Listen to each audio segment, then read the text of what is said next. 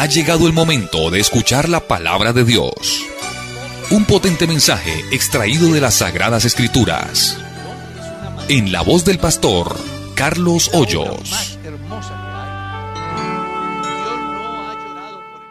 ¿Cuál es la primera? Hay una pregunta que nos hace un oyente. La pregunta es si el Apocalipsis ya se está cumpliendo o no. Porque el río Éufrates ya está casi seco, dice él. Esa es la pregunta que le hace. Bueno, el Apocalipsis se está cumpliendo hasta el capítulo 3. ¿Ya? Porque ahí en esos 3 capítulos se encuentra de una manera real lo que es el desarrollo de la iglesia en sus diferentes condiciones. Los que son dados a la escatología hacen una argumentación muy interesante con relación a las 7 iglesias y llegan a tal estado de decir que son 7 tiempos y los ubican en determinadas épocas de la historia y todo ese cuento. Pero realmente, siendo objetivos, el mensaje fue dado a la iglesia en 7 ciudades diferentes que vivían 7 situaciones diferentes.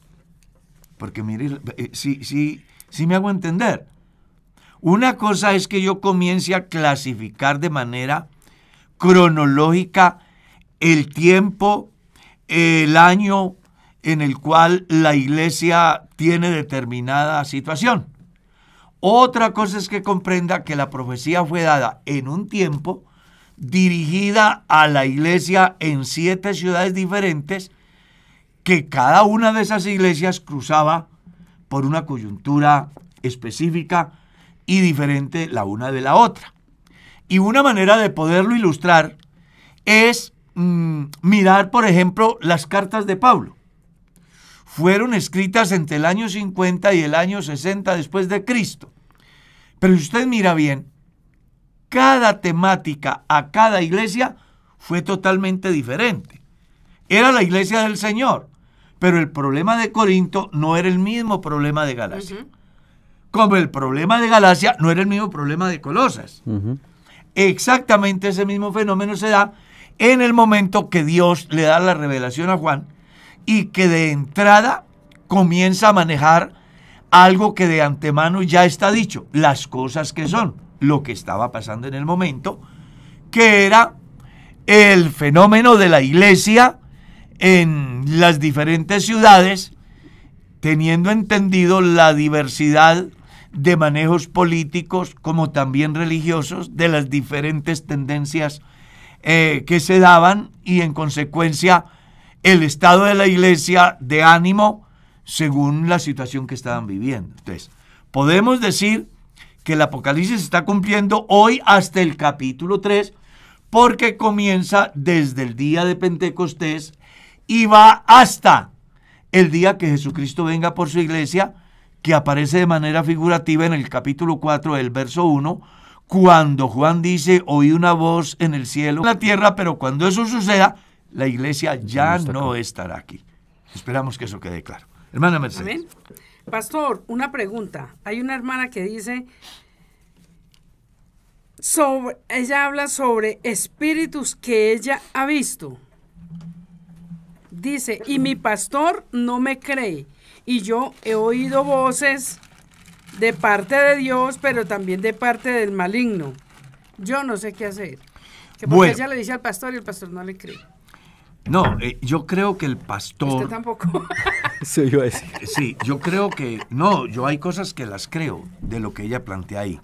Hay otras que no. Por ejemplo, es bueno que nuestra hermana entienda que los espíritus no se ven. Exacto. ¿Cómo hace para decir que ella ha visto espíritus? No, esa es la consecuencia de la predisposición acerca de una situación.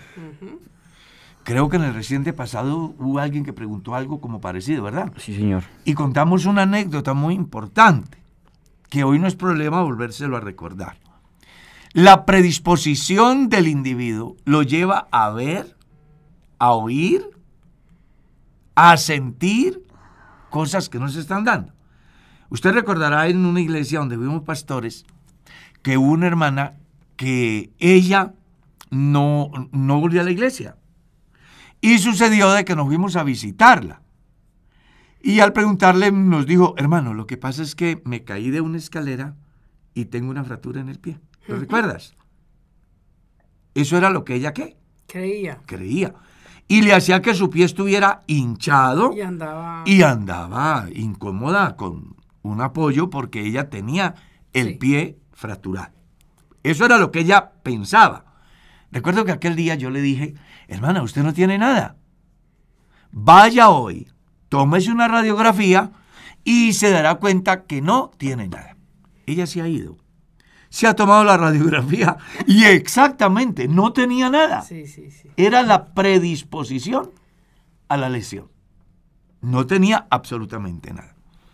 En otro campo, cuando yo era niño, mi madre me envió a llevarle comida a mi padre y teníamos que pasar por un espacio donde había un abierto y luego ingresábamos a una selva. Mi padre estaba abriendo una finca en una selva que se llamaba Quitasol, así se llamaba la selva. Y en aquel tiempo habían unas figuras mitológicas, digo yo, como era el hombre sin cabeza, como era la patasola. La patasola. Sí. La Llorona. La Llorona, el man. Pero algo que nos decían Era y mito, nos era un mito. infundían. Eso, era algo que nos infundían. Entonces a nosotros nos decían que al cruzar ese espacio abierto aparecía el hombre sin cabeza. Era tipo 5:30, 6 de la tarde. Y yo voy rumbo a llevarle la comida a mi padre. Resulta que cuando yo ingreso al abierto, veo al otro lado un hombre sin cabeza. Y lo veo allá. Pues, campesino que se respete, carga un machete. Y como buen campesino, yo llevaba mi machete o mi peinilla, no sé cómo la llamarán algunos. Y dije, yo tengo de todas maneras que pasar. Así sea el hombre sin cabeza, yo tengo que pasar. Cogí el machete en la mano, temblando. Como dicen vulgarmente, estaba que evacuaba en la ropa de miedo. Pero yo tenía que pasar. Oh, sorpresa, cuando llegué allá, era un árbol que habían cortado. Pero que la predisposición al hombre sin cabeza me hacía ver lo que no estaba pasando. Claro. Ese es un fenómeno que se da por la predisposición del individuo. Cuando era pastor en una iglesia en Bogotá, una madre de familia nos ha llamado desesperada, no sé si recuerdas, que ella nos dice que su niña está desubicada.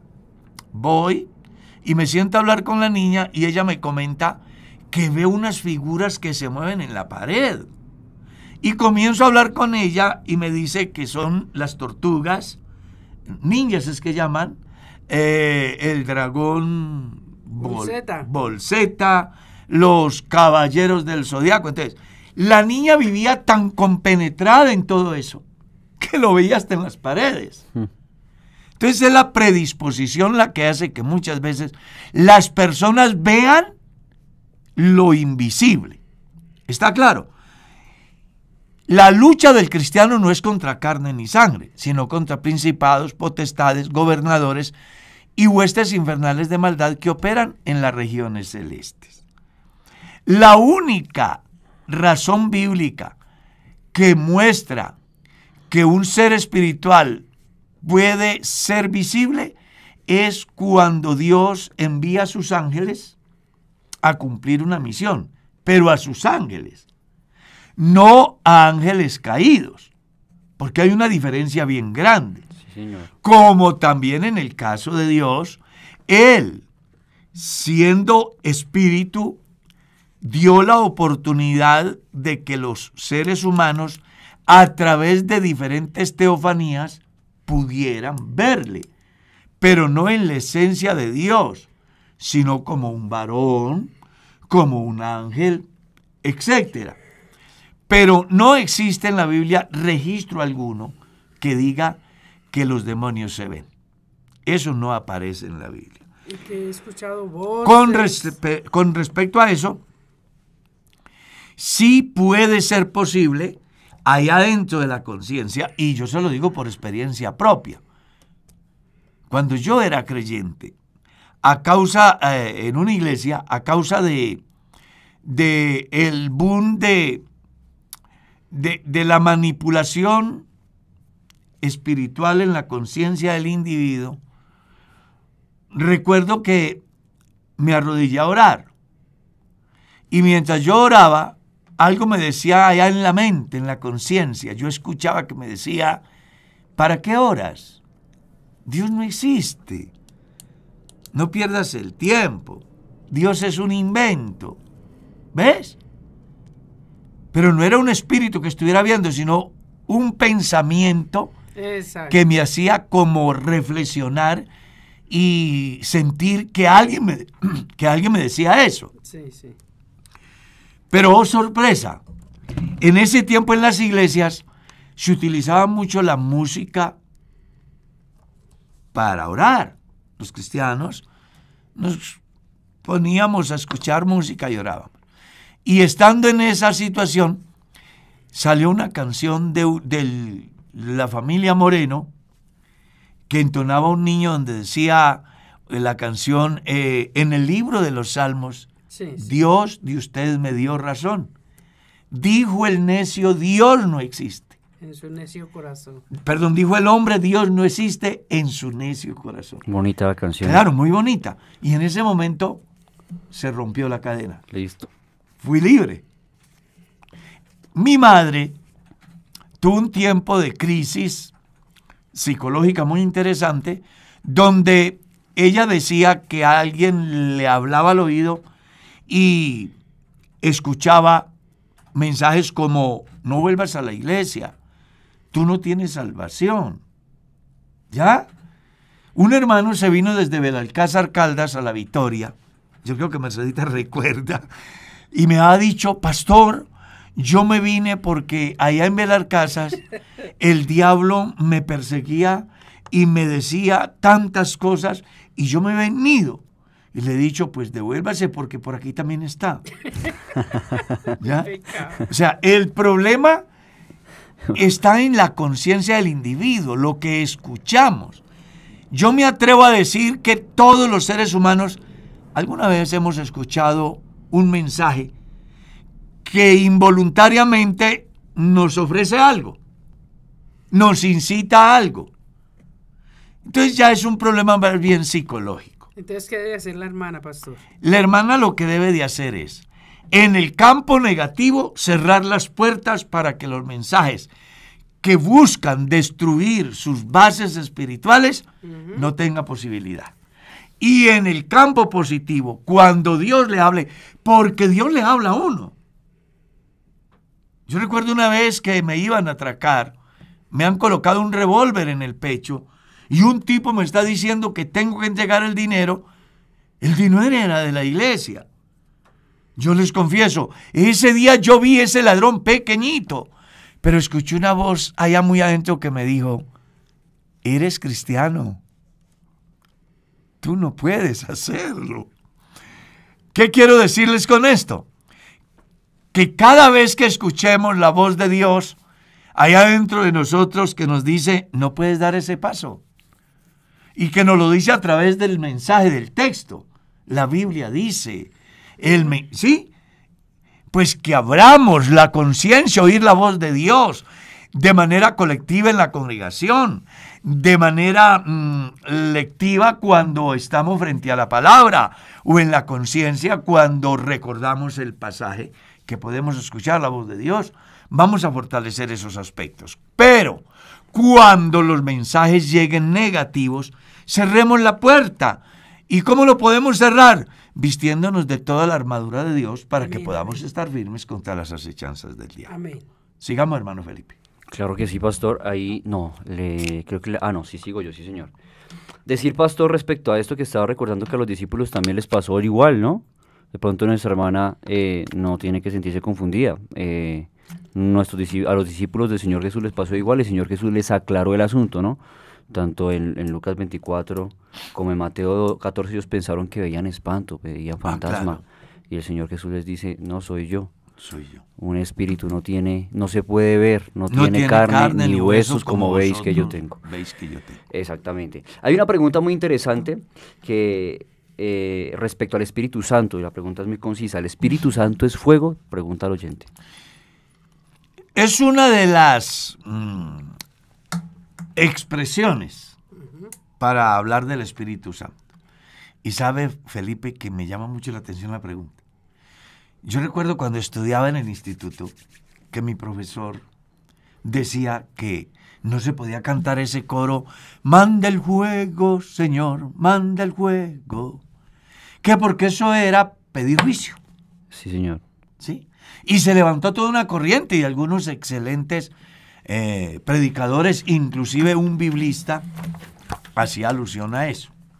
Pero la verdad es que la Biblia sí habla sobre esa forma de Dios en el poder de su Espíritu mostrar lo que Él es y lo que Él hace. En Hechos capítulo 2, ustedes leen que cuando llegó el día de Pentecostés, estaban todos unánimes juntos, y de repente vino del cielo un viento recio que sopló, el cual llenó la casa donde estaban sentados, y se les aparecieron lenguas repartidas como de fuego.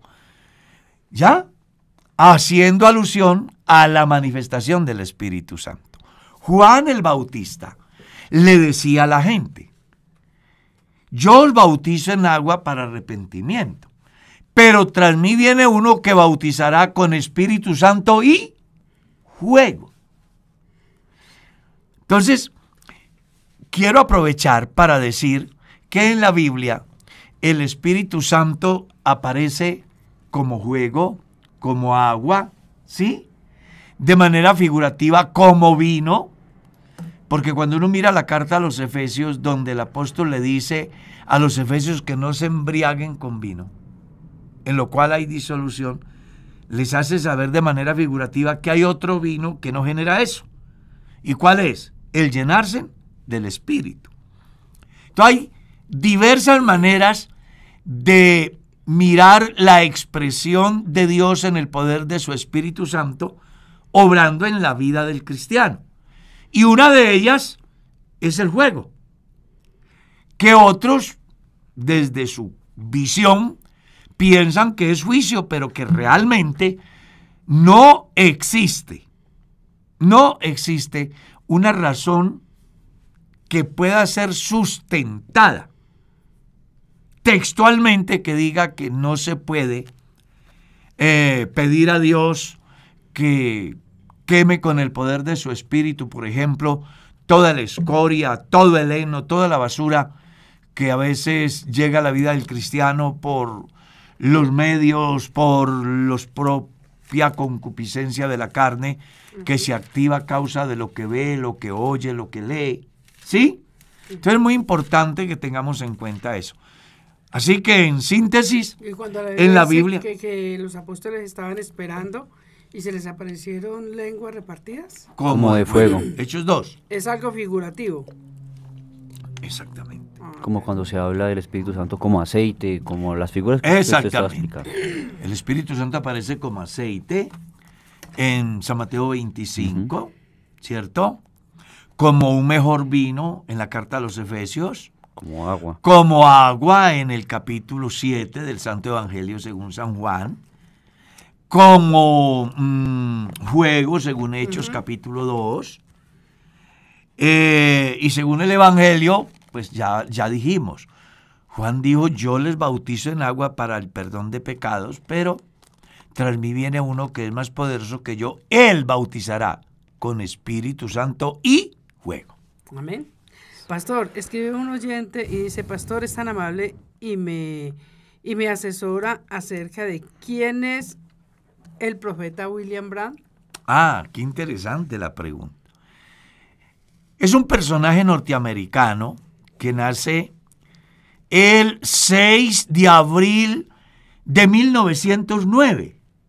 Su vida fue de 56 años, aparece en un movimiento pentecostal donde se destaca como el sanador y plantea cualquier cantidad de señales que, a causa de la capacidad de manipular a la gente, logró captar muchos seguidores y montó una doctrina que se ha dado y que aún está vigente bajo otro personaje que ha aparecido hoy que se llama William Soto Santiago.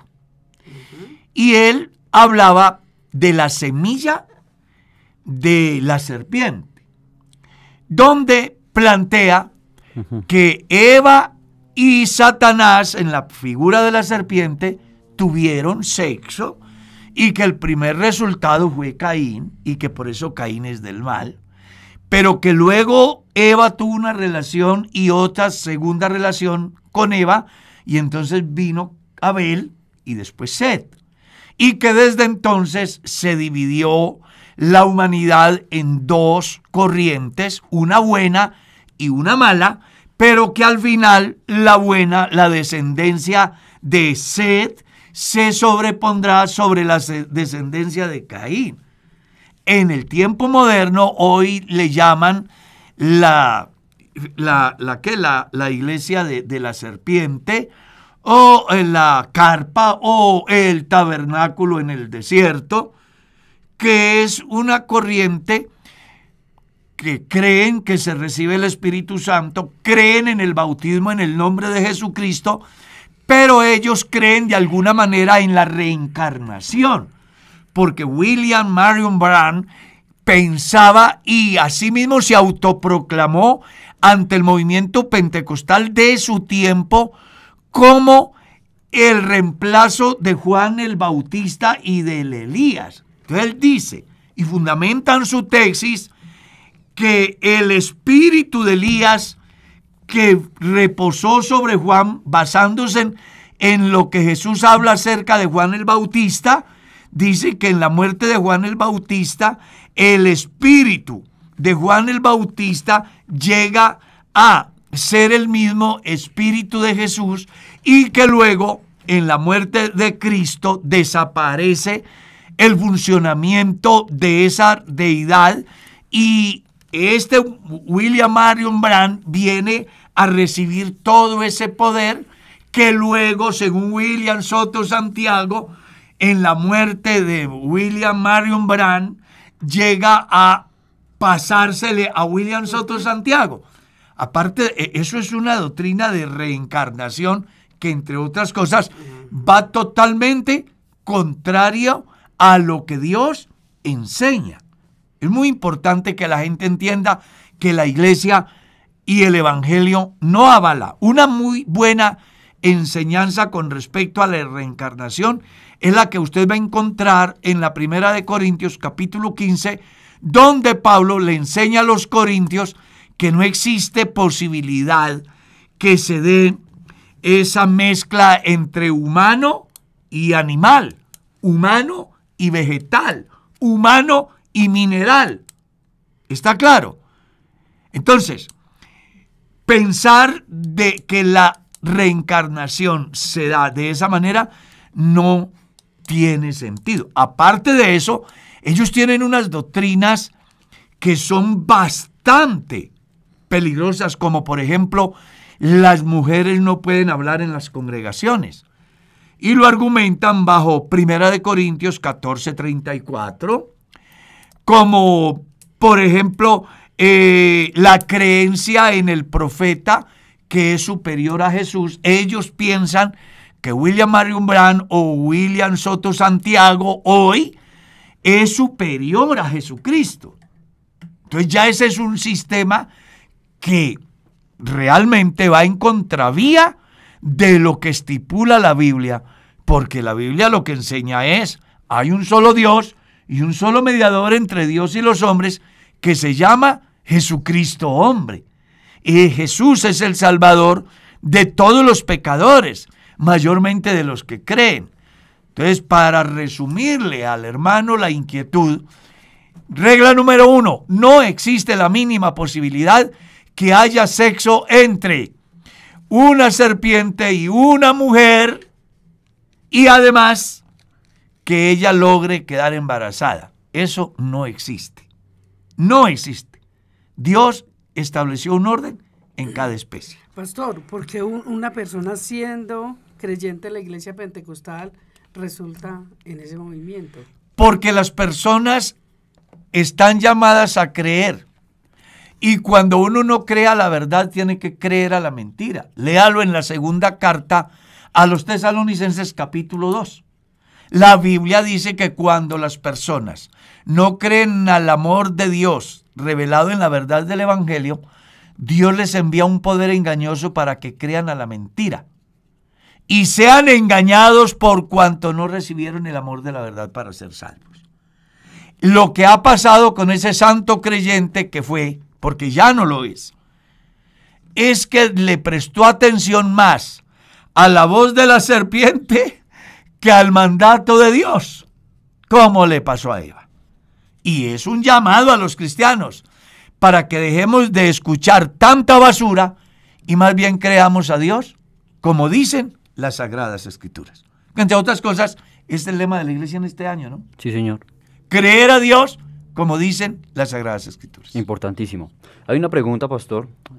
¿Puede un hermano ser pastor si unos años atrás fue abandonado por su esposa, pero luego ella regresa y es restaurada? Es primera vez que escucho ese planteamiento. Pienso que si el creyente, ojo, esto es un pensamiento personal, no es una institución, no es la voz de la Iglesia Pentecostal Unida de Colombia, es la voz simplemente de una persona que no representa la autoridad de la Iglesia, porque para ello pues está el Tribunal de Doctrina de la Iglesia, para ello está el Honorable Consistorio de Ancianos, que son los que tienen en este caso la vocería para definir desde la institucionalidad. Yo aquí voy a hablar como ¿qué? Como un hombre cualquiera. Entonces,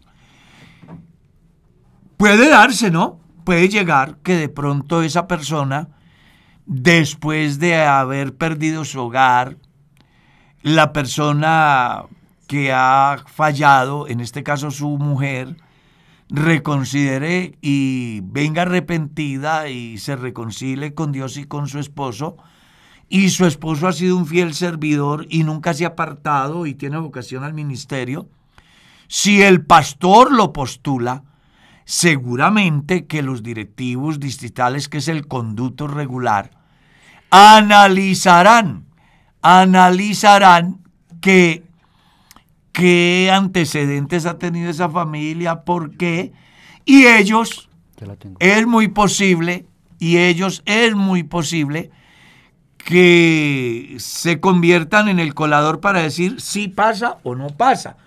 Puede darse que en esa discusión de ese filtro llamado directivos lleguen a la conclusión que la problemática es compleja y que debe de ir al segundo tribunal o al tribunal en segunda instancia, que es el consistorio. Vaya, y ellos lo analizarán y posiblemente al final den un concepto favorable o desfavorable.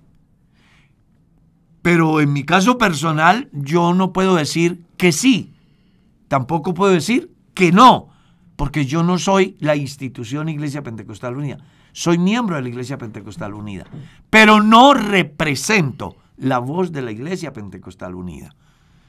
Entonces, en ese caso, si la personita tiene ese pensamiento y tiene ese llamamiento, yo le recomendaría que hiciera una carta, se le enviara a los directivos distritales, haciéndole saber su vocación ministerial, debidamente acompañada por la carta de su pastor, en la cual él certifique que usted es un excelente cristiano y que tiene vocación de servicio en el santo ministerio, para que los directivos distritales lo analicen y ellos miren si desde el punto de ellos están capacitados para tomar la decisión en aprobar o improbar, o si ven que amerita hacerlo llegar al tribunal en segunda instancia, que en este caso es el consistorio de ancianos, los cuales definirán el futuro de esta personita que quiere servir a Dios, pero que se le ha presentado esa dificultad en el camino. Amén. Claro, pastor,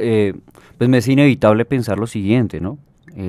Respecto a la pregunta que nos hace el oyente, y es de pronto que la intención o el pensamiento que hay detrás puede ser la perfección que gira en torno a la figura del pastor, ¿no? El hecho de que el pastor no puede ser, tiene que ser alguien intachable en todos los aspectos de la vida, pero ignorando de alguna forma que él es un individuo que puede tener algunas problemáticas. Por eso están los filtros, y con filtros y todos, algunos se han filtrado. Pero bueno, ya eso no me compete a mí, por eso estoy diciendo el proceso. El proceso. ¿Qué debe hacer la persona? Haga una cartica, pídale una carta a su pastor, le envía al directivo distrital, los directivos distritales analizan el caso, ellos miran la conveniencia o la inconveniencia, dependiendo de la decisión que ellos tomen, la envían al consistorio, el honorable consistorio estudia el caso y si fuese tan complejo lo envían al tribunal de doctrina, que ellos definirán en segunda o tercera instancia el futuro de esa personita que quiere servir en el santo ministerio, pero que ha tenido esa dificultad. Vamos con la otra. Pastor, ¿qué diferencia hay de un cristiano que vea películas de terror y violencia a que vea pornografía? ¿No es lo mismo? Ambas producen efectos en la mente, ¿no? Ambas. Creo que lo mejor que haría el creyente es no ver ni lo uno ni lo otro. Porque si hablamos de daños, pues una de las razones por las cuales se ha generado tanta violencia en el mundo es en razón a lo que desde la niñez las personitas comienzan a ver.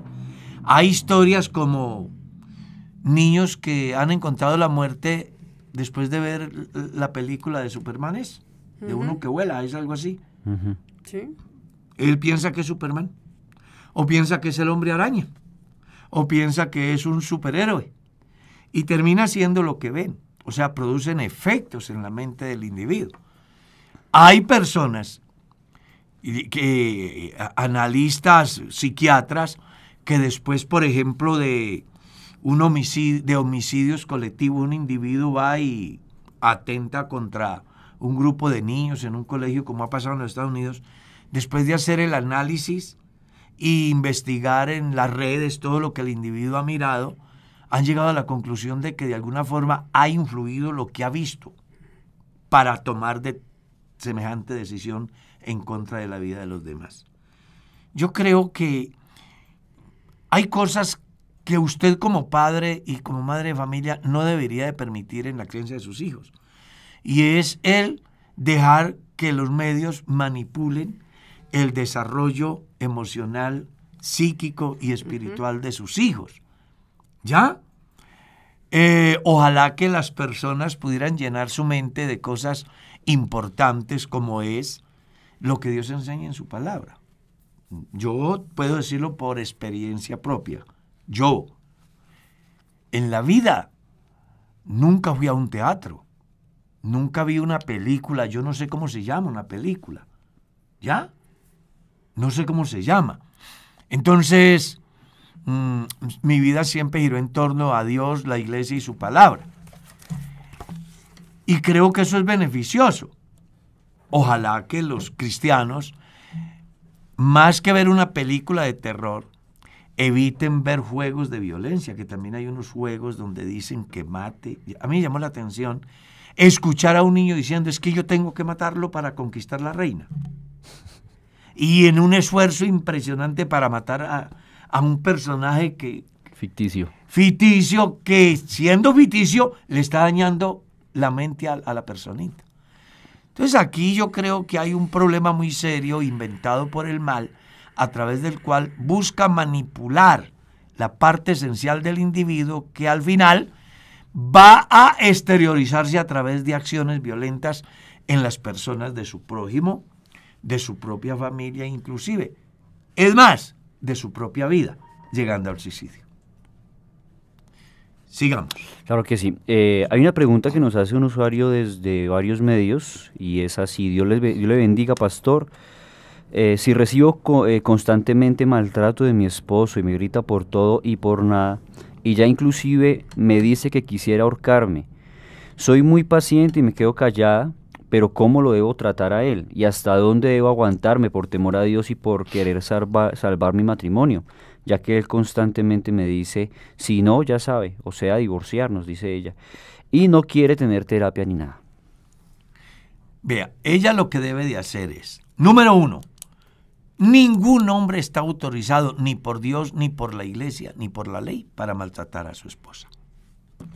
Yo le diría a todas las mujeres que escuchen este programa que no se dejen maltratar del marido. Sé que esto suena raro.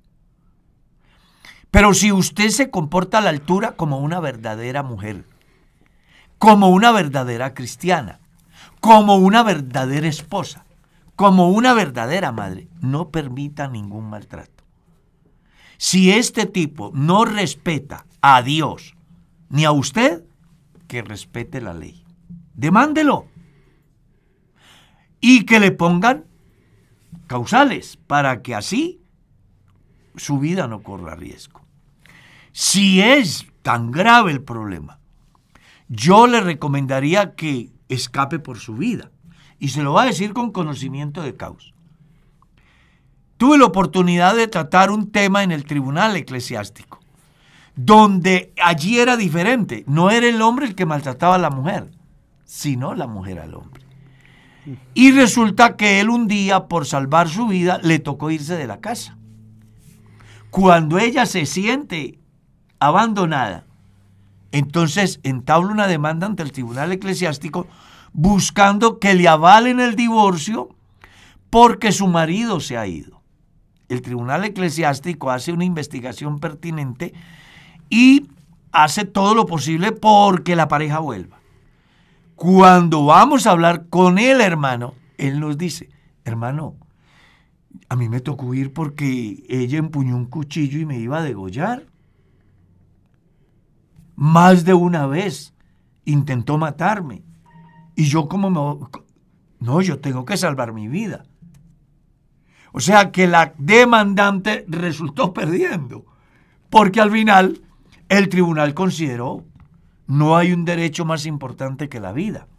Y si la vida del individuo está en riesgo en manos de la compañera o el compañero, escapa por tu vida. Y dijo Zacarías Palacios, escapa por tu vida hoy. Exactamente, porque no puede ser. No, esta personita de ser así está en un alto riesgo. Si ya le ha dicho que desea ahorcarla, si ya le ha dicho, es muy peligroso.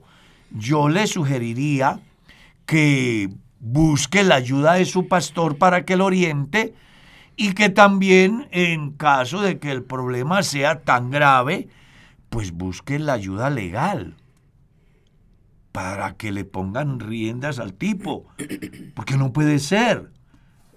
La mujer con quien yo me caso, la mujer que me ha hecho feliz, la mujer que me ha dado los hijos, la mujer que cuida por mí, y yo la voy a amenazar de muerte y la voy a maltratar. No. Uno tiene que tener un mínimo de sentido humano y es respetar a la otra persona. Y si no te respeta, sino que te maltrata, no. Eso no es amor. Eso no es amor, ¿no? Eso no es amor. Interesante cuando se pasan por esas etapas de codependencia, ¿no? No, claro. Eso yo lo llamaría como masoquismo. La persona que sigue ahí. Alguien dirá, es que el pastor está diciendo que se... No, yo no estoy diciendo eso. Lo que estoy diciendo es que cuando las cosas se vuelven tan graves, es que es muy grave que yo amenace de muerte a mi mujer. Claro. Terrible. Gravísimo. Como es tan grave que ella lo amenace de muerte a él. Y si está en riesgo la vida, pues busque la ley. Si no respeta a Dios, ni respeta a la mujer, pues que respete la ley. Sigamos. Pero yo creo, pastor, que no solamente que la amenaza de muerte, porque que día hablábamos con una hermana y esa hermana ella, una persona muy inteligente, profesional, muy bonita, pero estaba en la casa y ni salía porque el esposo diario la estigmatizaba. Tú no puedes salir adelante, tú eres una... Eso es un maltrato psicológico. No puedes. Y ella lloraba y decía que ya no podía, que porque el esposo le decía. que ella no podía manejar un negocio, que ella no podía. Que lo que ella era por él, que sin ella ya no tenía. Horrible. Oye, increíble. Y si hubiese sido pues un ¿cómo se dice? Un trozo de tipo, ¿no? No, así sea lo que sea. No. Así sea un trozo. Pero que respete a la esposa. Claro, yo le dije, claro. mamita, pues usted aguanta mucho porque yo no me aguantaría todo eso. Claro. No. Usted vale la pena. Exacto. Tenga autoestima. Valórese. No se deje estigmatizar. El maltrato no es parte del cristianismo. El maltrato ni psicológico ni siquiera en los animales es. Exacto. Entonces eso no se puede tolerar. Busque la ayuda espiritual, busque la ayuda profesional y si las cosas se complican, entonces busque la ayuda legal. Sigamos. Hay una pregunta referente al Apocalipsis, volviendo al tema del Apocalipsis 20:12 lo argumenta así, el oyente dice, los hijos de los inconversos y de los cristianos tienen parte en la heredad en el reino de Dios, ¿o a qué se refiere el texto al mencionar a los muertos grandes y chicos?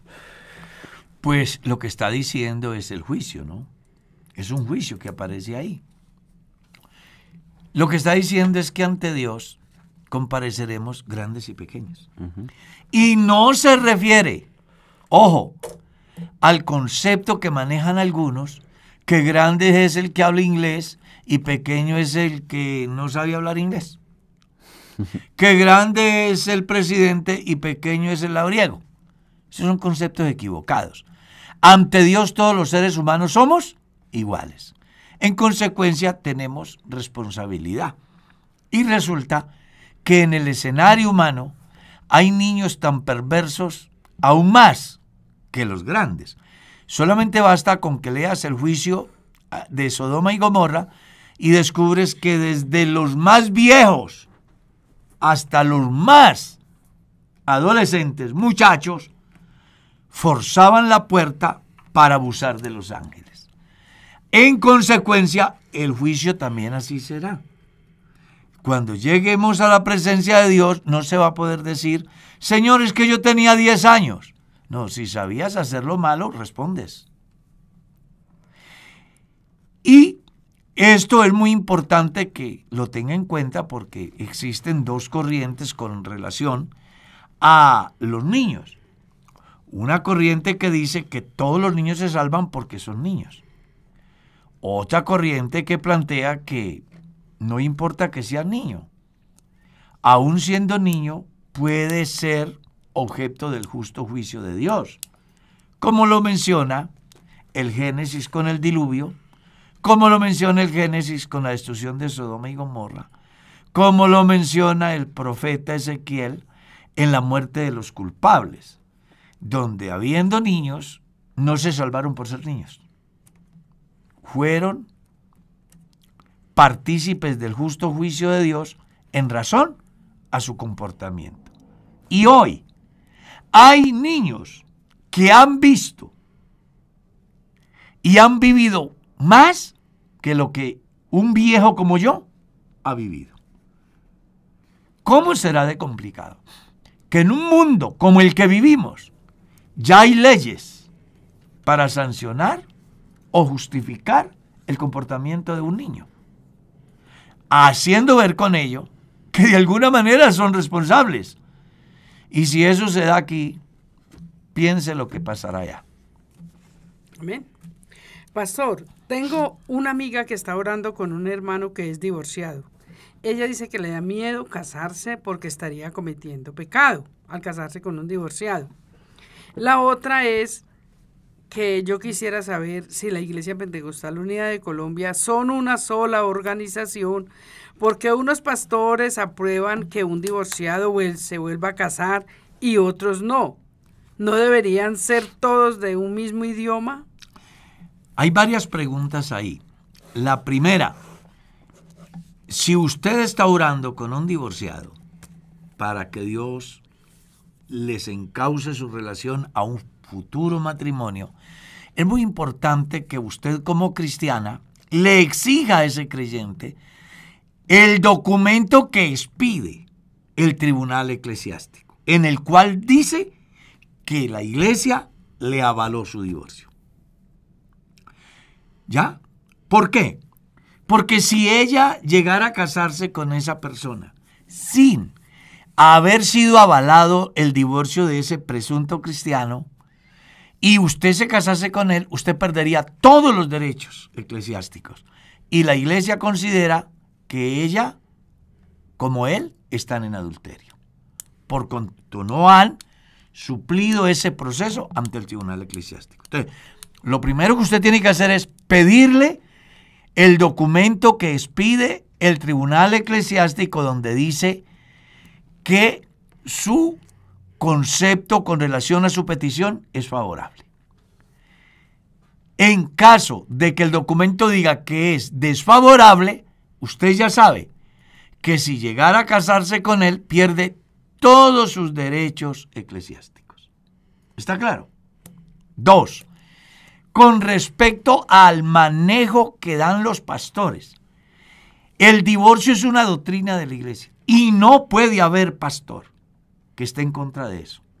Si está en contra de eso, lo mejor que debería hacer el pastor es acercarse a las autoridades superiores y decirles: no estoy de acuerdo, gracias por haberme dado la oportunidad, yo me hago a un lado, porque uno no puede ser desleal.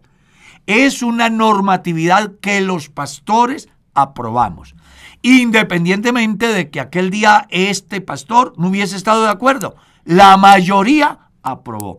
Y la iglesia tomó esa postura no por conveniencia, sino por razones que hay desde la antigüedad. En los días de Moisés, el divorcio surge como una solución a una problemática que se dio en el pueblo. En los días de Jesús vino la misma problemática y Jesús le da una salida.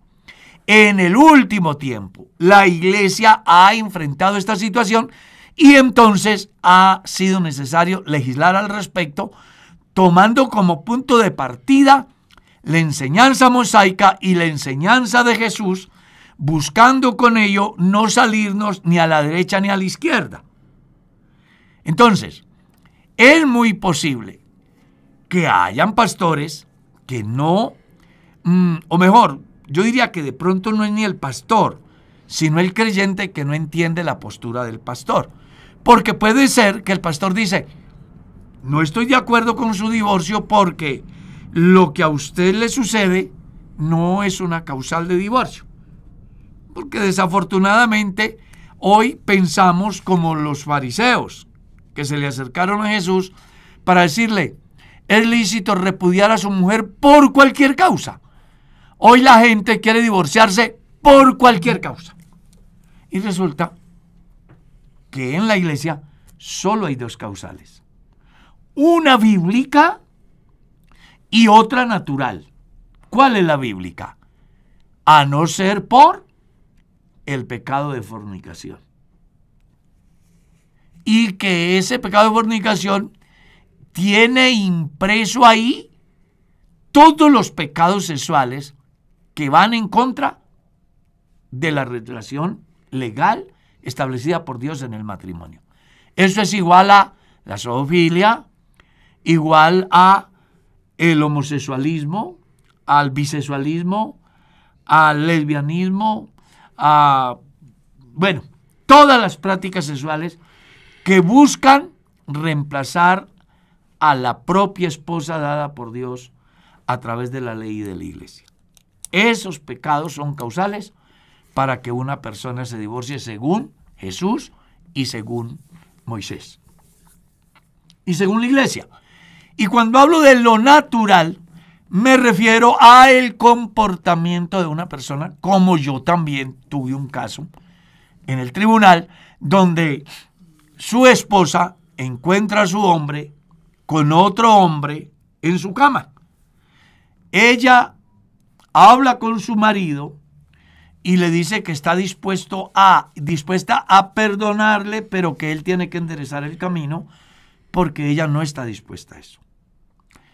Ante la insistencia del hombre, a pesar de todas las oportunidades que ella le ha dado, acude al tribunal eclesiástico. El tribunal eclesiástico llama a la pareja y la decisión de él es que definitivamente él por ningún motivo dejará a su pareja masculina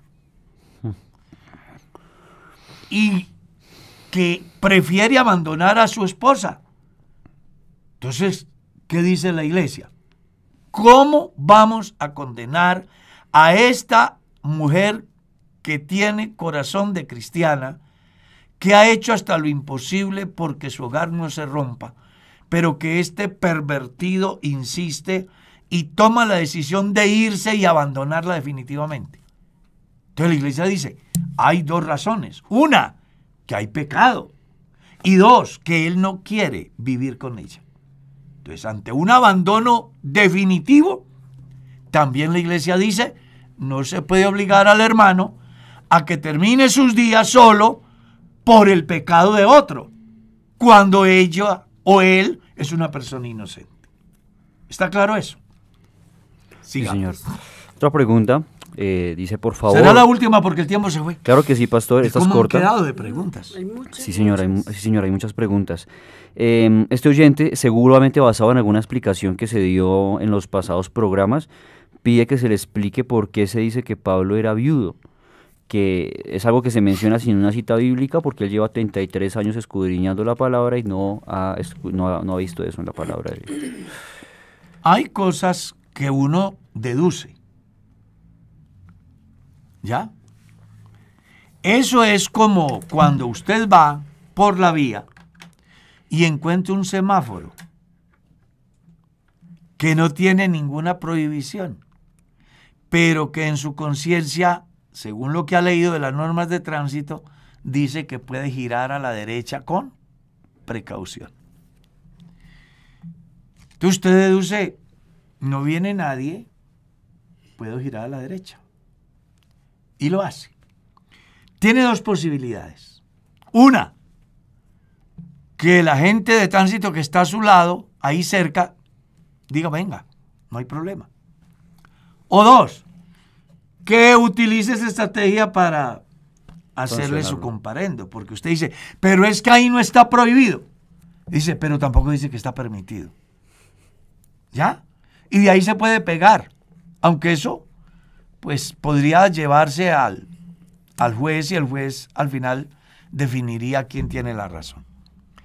En ese campo del cual el hermano hace alusión, nosotros deducimos, la mayoría de los eruditos cristianos, deducimos que Pablo fue casado porque él fue miembro del Sanedrín. Y para ocupar un puesto allá, era requisito ser casado. ¿Cómo? Para yo ser miembro de la Corte Constitucional, tengo que ser abogado, con determinadas especializaciones y determinada formación en el campo del derecho y de la ley para poder en un momento determinado decir si está correcto o no está correcto lo que se está haciendo. Así era Pablo en esa cultura. Y él, para poder ejercer, tenía que ser casado. No era si quería, tenía. Y entonces más adelante dice, no tengo derecho a traer conmigo una hermana como los demás apóstoles. Claro. O sea que entonces era viudo. Claro. Ah, ya. Ese es el soporte bíblico. Eso es lo que podemos decir de él. Ya. Que en el momento del capítulo 7 de la carta a los Corintios, oiga, usted me abre un espacio para aclarar dos cosas. Una, en el capítulo 7, Pablo da una de las conferencias más grandes y más amplias que se hayan podido dar en el Nuevo Testamento acerca de lo que es el matrimonio. La primera de Corintios. Sí, capítulo 7. Y dos, en el capítulo 9, él muestra lo que también es como persona. Sus derechos. Él en el capítulo 7 plantea como una vivencia, lo que él vivía en el matrimonio. Uh-huh. Y en razón a eso él da un parecer. En el capítulo 9 las cosas cambian porque el hombre también cambia de pensamiento según la circunstancia. Entonces no es lo mismo hoy yo tener una decepción amorosa a mañana estar obsesionado porque hay alguien que me llena el corazón. En el capítulo 7 da una enseñanza como de alguien que ha vivido la vida y que solo le ha dejado una decepción. ¿Ya? Pero en el capítulo 9 parece que el sentimiento de amor se activa en la vida de Pablo y ante el cuestionamiento, porque parece que él está mirando a una hermana con muy buenos ojos, le dicen, venga, pero no que tienes el don de continencia. Exacto, no es que es el apóstol, lo están criticando. Exacto. Entonces él reclamando sus derechos, dice, no, yo tengo derecho. Tengo derecho, como los demás apóstoles. Tengo derecho. Ellos seguramente están criticando, pero en el capítulo 7, no, es que decías que 0 mujeres, que mantengan la distancia. ¿Y ahora qué? Y no, es que en el capítulo 7 yo tenía un problema, pero en el capítulo 9 tengo otro. Es que ayer estaba decepcionado, hoy estoy ilusionado. Es muy interesante mirar el pasaje, los dos pasajes de la Biblia. Oiga, interesantísimas las particularidades y transversalidades que tiene esa carta a los Corintios, ¿no? Respecto a lo que la iglesia Pero tenía. otro día hablaremos de ello. Sí, respecto a lo que la iglesia creía de Pablo y como el concepto que tenían de ellos, como Pablo los aclara, ¿no? Hasta hoy hay gente que dicen que Pablo tenía el don de continencia. Pero realmente no existe un texto en la Biblia que diga que él tenía ese don. Porque prueba de eso es que él fue casado para poder ser miembro del Sanedrín. Si él no era casado, no podía ser miembro de esa institución que era la que dirigía los destinos teocráticos de su sistema, porque recuerde que el sistema judío es teocrático. Todo partía de Dios. Las leyes, la convivencia, la higiene, todo parte de Dios. Es más, cuando lees el alfabeto hebreo y buscas cada una de las palabras, cada una de esas palabras tiene una connotación relacionada a Dios. ¿Ya? Entonces todo dependía de Dios. Un sistema netamente teocrático. Amén. Ojalá que le quede claro eso a las personas, para que así pues podamos de alguna manera tener la oportunidad de avanzar un poquito más en el conocimiento de Dios. Mi estimado Felipe, tengo que decirle que el tiempo se fue. Sí, señor pastor.